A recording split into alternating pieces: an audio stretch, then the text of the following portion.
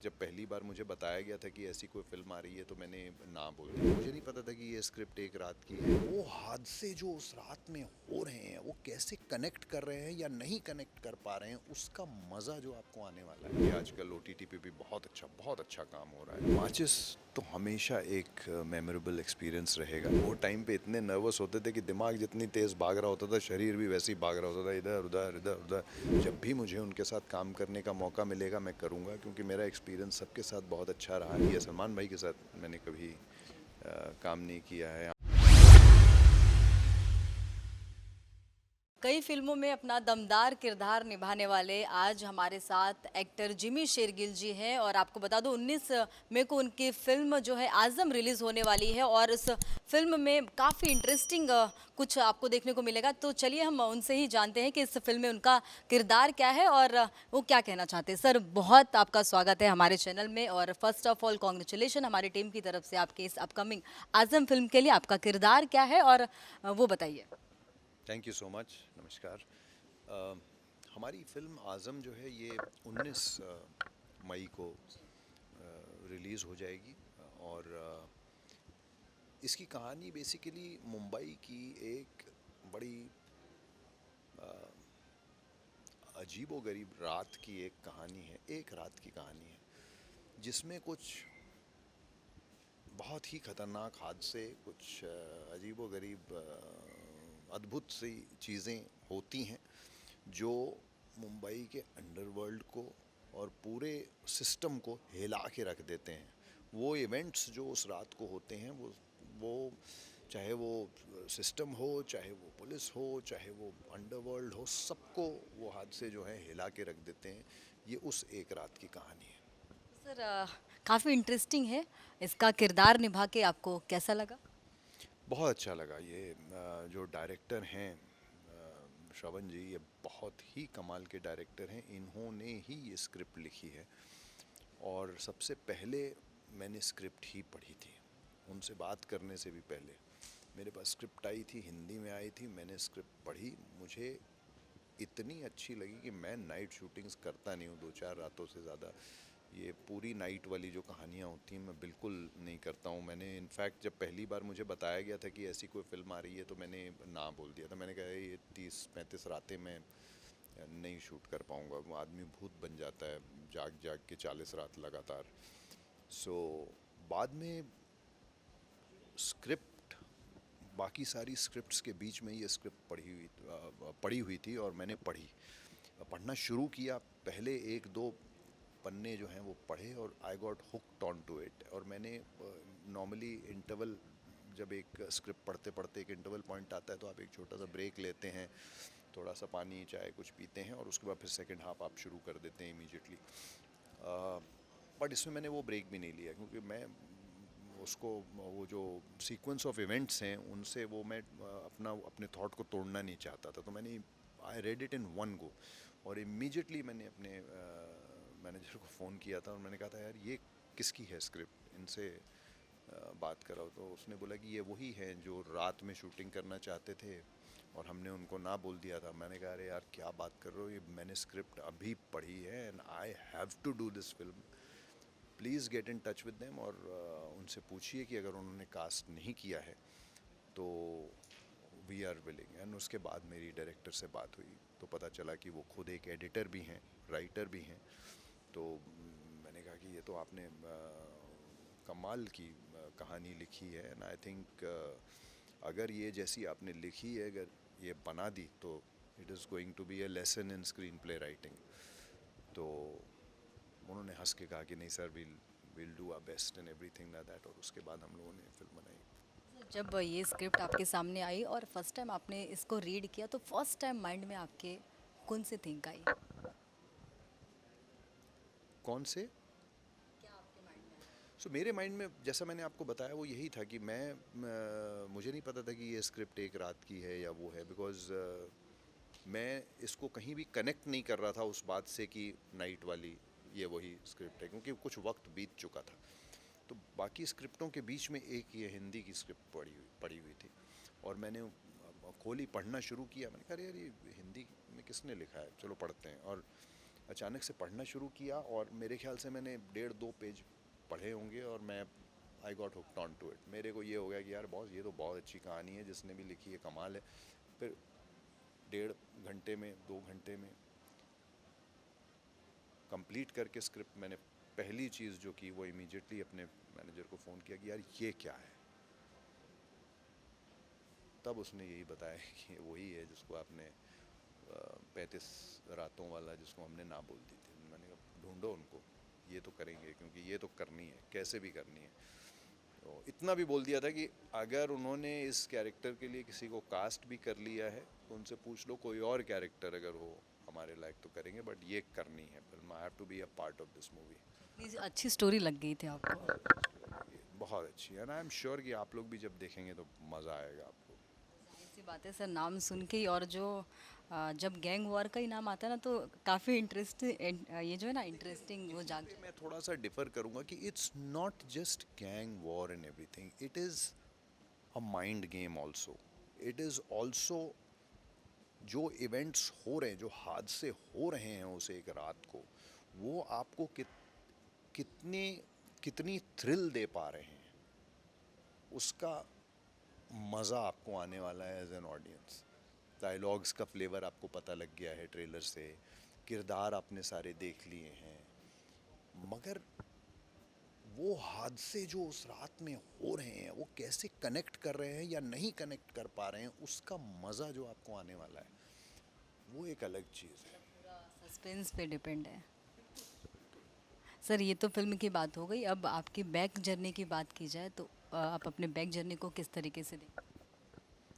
अभी तो back journey काफ़ी देख ली है, अब तो फ्रंट जर्नी देखने का टाइम आ गया है। हम तो यही उम्मीद करते हैं कि ये फिल्म जो है, बिकॉज इसमें है मज़ा, इस फिल्म में दम है कि ये कुछ नया करे।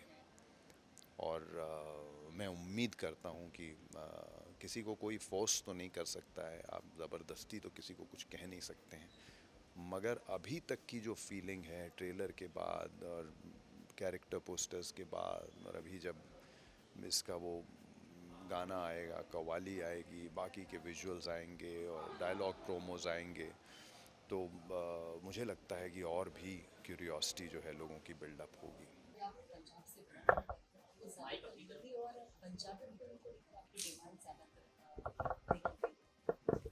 मैं दोनों ही करता हूँ जी, और पंजाबी फिल्म भी करता हूँ, साल 1.5 साल में एक पंजाबी फिल्म करता हूँ, और बॉम्बे में भी, यहाँ पर भी जो है वो हिंदी फिल्में करता रहता हूँ। एटलीस्ट 2-3 हिंदी फिल्में तो साल की हो जाती हैं, और कोशिश यही रहती है कि अगर कोई बहुत इंटरेस्टिंग या बहुत ही कमाल की, क्योंकि आजकल OTT पे भी बहुत अच्छा काम हो रहा है, तो वहाँ पे भी कुछ इंटरेस्टिंग आता है तो मैं करने की कोशिश करता हूँ। सर कोई वेब सीरीज को लेकर आपकी कुछ प्लानिंग है मेरी, कुछ आएंगी अभी, जब आएंगी स्पेस तो, पे होंगी सर? अब आएंगी तो बताएंगे जी। अभी कोई वो नहीं है, अभी हमने कंप्लीट की हैं, और ये बड़ी जल्दी इनकी अनाउंसमेंट्स जो है रिलीज़ की आएंगी, और उस टाइम पे हम लोग डिटेल में उसके बारे में बात करेंगे। बट बहुत बड़ी और बहुत ज़बरदस्त हैं दोनों, बहुत ज़बरदस्त हैं दोनों की दोनों, और दोनों बहुत अलग हैं। फिर से मैं जर्नी पे आना चाहूँगी। आपकी जर्नी की पहली मूवी जो माचिस थी, वो फिल्म का मतलब बोलते हैं ना, जब हम अपने करियर की शुरुआत करते हैं तो हमारे लिए जो फर्स्ट काम आता है, जो फर्स्ट अपॉर्चुनिटी होती है, उसका एक अलग ही अंदाज़ होता है, उस वक्त का एक अलग ही हमारा एक्सपीरियंस होता है। तो उस वक्त का आपका एक्सपीरियंस क्या था माचिस फिल्म करते हुए? माचिस तो हमेशा एक मेमोरेबल एक्सपीरियंस रहेगा, क्योंकि मैं इतना नया था कि मैंने कभी एक फिल्म कैमरा भी नहीं देखा था अपनी लाइफ में। मैं इतना नया था उस टाइम पे, मैंने सिर्फ अपनी एक्टिंग क्लासेस की थी, और फिर माचिस में ऑलमोस्ट हर तरफ जो है मैं एज एन असिस्टेंट भागा करता था। हालांकि मैं एक किरदार कर रहा था उस फिल्म में, but I wanted to learn everything. मेरा ये था कि ये कैसे होता है, ये किस तरीके से सारी चीज़ें होती हैं। तो औरों के सीन चल रहे होते थे, सब कुछ हो रहा होता था, लेकिन मैं वहाँ बैठ के देख रहा होता था कि ये ऐसे होता है, अच्छा ये ऐसे होता है, अच्छा ये ट्रैक और ट्रॉली बोलते हैं इसको, ये है वो है। तो वो तो हमेशा ही मेमोरेबल रहेगा।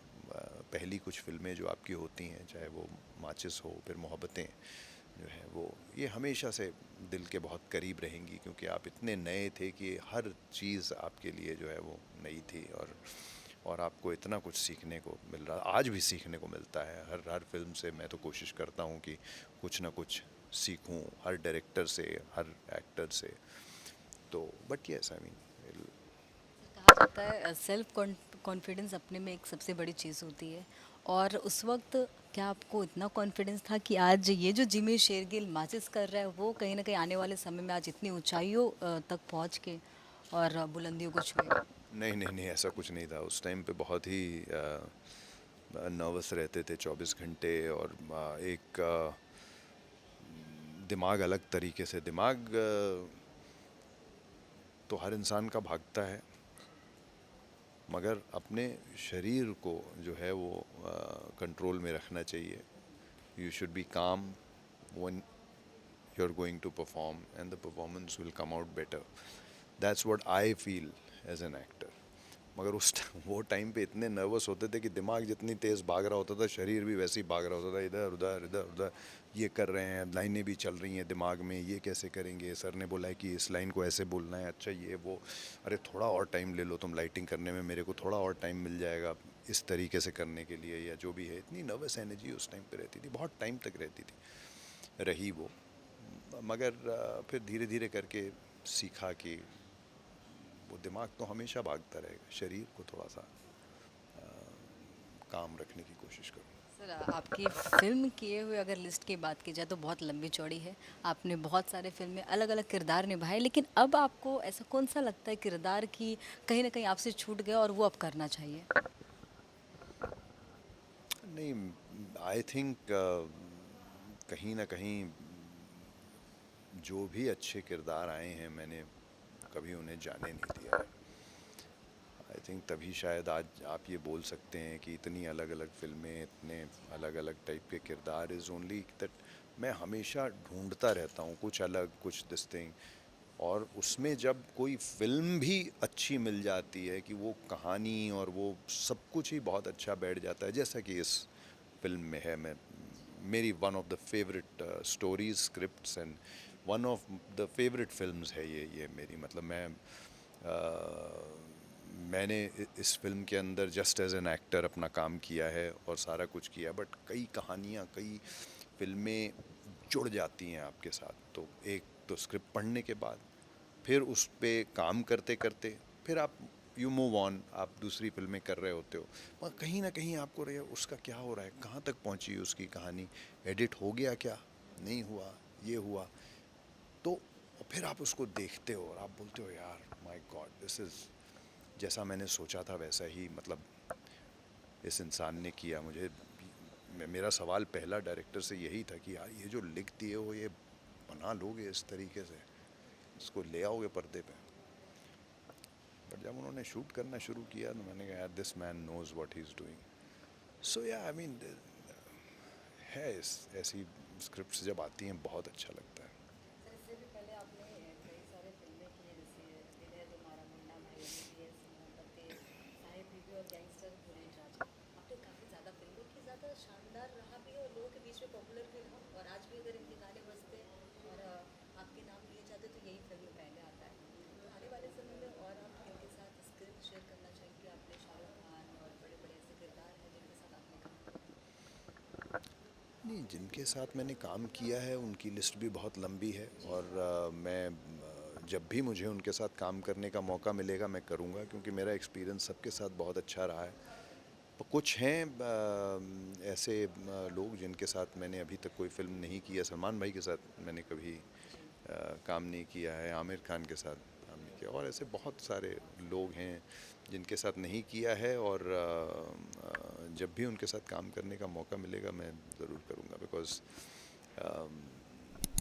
अच्छा लगता है, मज़ा आता है। आई थिंक एक आपको वो भी होता है कि यार हाँ, I work with such a big अलग अलग पर्सनैलिटी। या सर एक्टिंग के अलावा आपकी और कौन सी हॉबीज़ है? क्योंकि शायद कहीं ना कहीं बुक्स पढ़ना या फिर उसके जी हाँ, अलावा। मैं बुक्स पढ़ता हूँ। मोस्टली तो टाइम स्क्रिप्ट्स पढ़ने में ही जाता है, क्योंकि बहुत सारे लोग होते हैं जो स्क्रिप्ट सुनना पसंद करते हैं, मैं पढ़ना पसंद करता हूँ। और बुक्स पढ़ने का तो शौक़ है ही है। और बाकी या आई मीन